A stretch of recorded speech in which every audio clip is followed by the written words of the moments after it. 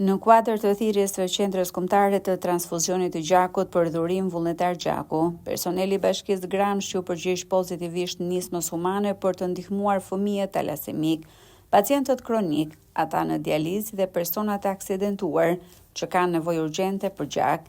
Mjeku i qendrës kombëtare të transfuzionit të gjakut, Kristo Raca, theksoi se nevojat për gjak në vend të mbeten të larta, jo vetëm për shkak të rasteve të talasemisë, por edhe për shkak të numrit të konsiderueshëm të aksidenteve automobilistike.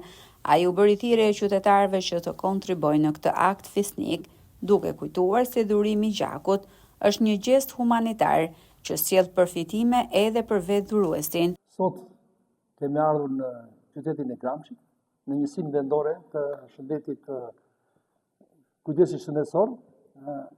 Ka një sensibilizim të shkëlqyer nga kjo njësi vendore, janë paraqitur deri tani mbi 25 veta, e puna ka ecur mbar.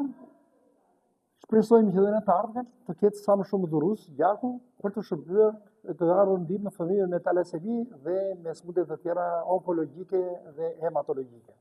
Aktiviteti i mbështetur nga Njësia Vendore e Kujdesit Shëndetësor në Gramsh u cilësua si një shembull domethënës i solidaritetit dhe i forcës që lind kur bashkohemi për jetën dhe për tjetrin.